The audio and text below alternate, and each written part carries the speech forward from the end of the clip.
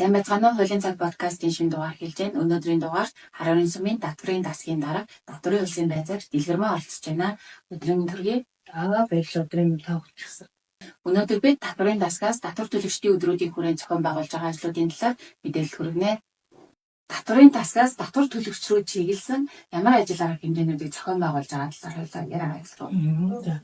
За 2000 татврын алба маань одоо 2025-аас 2028 оны тасралтыг төлөхөнд 2025 оныг зөвлөн туслагч татврын алба хүрээндээр одоо үйл ажиллагаа явуулаад өрөөндөр ингэ явж байна. За энэ хүрээнд бид өнөөдөр одоо 2000 оны 5 сарын 1-нд одоо засгийн газрын тогтоолгосон байдаг татвар төлөгчдийн өдрүүдийг тэмдэглэн өнгөрүүлэх. Тэгээд одоо энэ жилдээ 26 дахь жилдээ ингээд татвар төлөгчдийн өдрүүдийг тэмдэглэн өнгөрүүлж байна. За энэ хүрээнд бид татвар төлөгчдөө одоо шилдэг татвар төлөгчдийг уламжуулах, за татвар төлөгч надаас сургууль сурталчилгаа явуулах, мэдээлэл хангах ийм чиглэлд ингээд ажиллаж байна.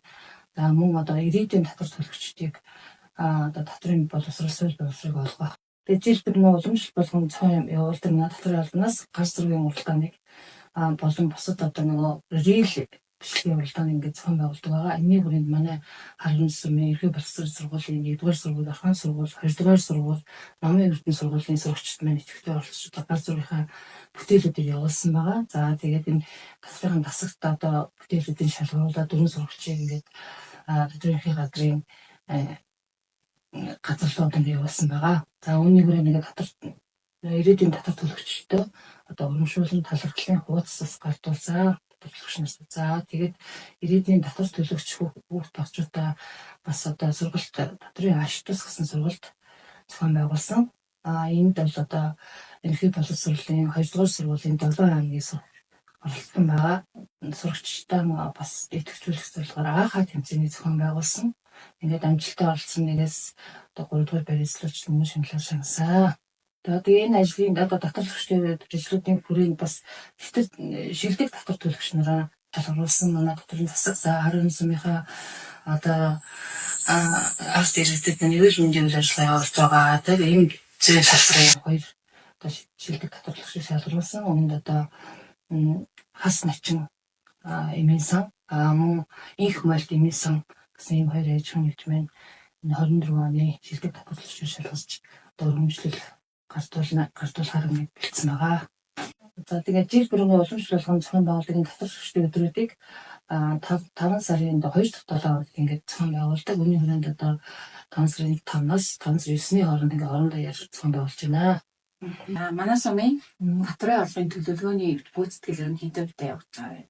За энэ хүрээнд дээрх одоо 2023 онд одоо сумын одоо бие даасан байдлыг хангах зорилгоор одоо аймгийн орлого төвлөрч байсан зарим орлогуудыг одоо суманд төвлөрүүлж байгаа. За энд одоо шинэ цалин хөтөлбөрийн өсөлттэй адилхан албан татвар, газрын төлбөр, за тэгээд үйл хөдлөлийн төрөнгийн албан татвар гэсэн ийм татваруудыг одоо сумын төсөвт төлөвлөхөөр ингээд 23 оноос эхэлж төвлөрүүлж эхэлж байгаа. Тэгээд үүнтэй холбоотойгоор бол сумын орлого нэлээд өндөр төлөвлөгөөтэй ирсэн байдаг. За тэгээд 24 оны байдлаар бол сумын төсвийн нийт орлогын төлөвлөгөө маань одоо зөвхөн Харарын сумын төсвийн орлогын төлөвлөгөө 4 тэрбум 139 сая төгрөгийн орлогын төлөвлөгөөтэй ажилласан. За гүйцэтгэл маань 4 тэрбум 539 сая төгрөгийн орлоготой төвлөрүүлж 127 сая гэдэг сумын орлогыг төвлөрсөн байгаа. За 25 оны байдлаар одоо сумын нийт орлогын төлөвлөгөө маань нэмэгдэж ирсэн 5 тэрбум 393 сая төгрөгийн татрын орлого төвлөрөхөөр байгаа. Тэгээд 4 сарын байдлаас 1 тэрбум 913 сая төгрөг буюу одоо 114% ингээд сумын орлогын төлөвлөгөө билээд явж байна. 2021 оны 1 сарын 1-ээс малын тав бол албан татврын хууль бол хэрэгжиж эхэлсэн. За үүнтэй холбоотойгоор одоо сумын эдийн төлөвчдийн хурлын тогтоол маань 2024 оны 12 сарын 27-нд шинжлэгдсэн байгаа. За энэ маань одоо өмнөх тогтоолоос бол малын төрөл бүртээ одоо багассан тоо ногдлын. За тэгээд малын төрөл бүртээ одоо тэмээ 500 төгрөг болсон байгаа. Адуу 800 төгрөг, өдөр 500, хонь 500, ямаа 1000 төгрөгийн татвартай болж одоо багассан байгаа. За тэгээд энэ малын тодорхой албан татрыг бол одоо малын сан гэдэг тусгай энэ санд ингээд хөндлөж өгдөг гэсэн юм. Төсвийн тухай хуулийн 62 зааснаар одоо 12 нэр төрлийн юм зардал зарцуулахад ингээд тусгасан байдаг. Үүнд одоо жишээ нь бол одоо малчтын дээр газар тариалантай усан хангамж, за малын гоц халдвар төвчин, за малчтын одоо сургууль сурчлагаа гэх мэтчлэн ийм тухайсан 12 төрлийн зардал зарцуулахаар болчихсон байдаг. За хувь хүний орлогын албан татврын хөнгөлөлттэй холбоотой мэдээлэл өгөхгүй юу? Хувийн албан татврын хөнгөлөлт чөлөөтийг бол тэр дундаа одоо орон сууц болон сургалтын төлбөрийн хөнгөлөлтийг бол татварлагч нар нэлээд үйдэлдэг. За 2023 оны байдлаар бол 148 татварлагчийн 197 сая төгрөгийн буцаалтыг авсан байдаг. За 2024 оны байдлаар 193 татварлагчийн 292 сая төгрөгийн буцаалтыг авахаар ингээд Урангагийн төрийн сан одоо хургуулсан байгаа. Тэгээд буцаалтын хувьд тухайн жилийнхэн 2 дугаар үлээлтэд батаж буцаалтын мөнгө ордог. Тэгэхээр ерөнхийдөө бол 4 сарын 15-наас 6 сарын 15-ны хооронд орно л гэсэн. За татвар төлөгчид ямар ирэх мэдэл одоо ямар үүрэг хүлээдэг вэ гэдэг талаар За тий Монгол улсын үндсэн хуулинд үндсэн хуулийн 17 дугаар зүйл заасан байдаг тийм ээ.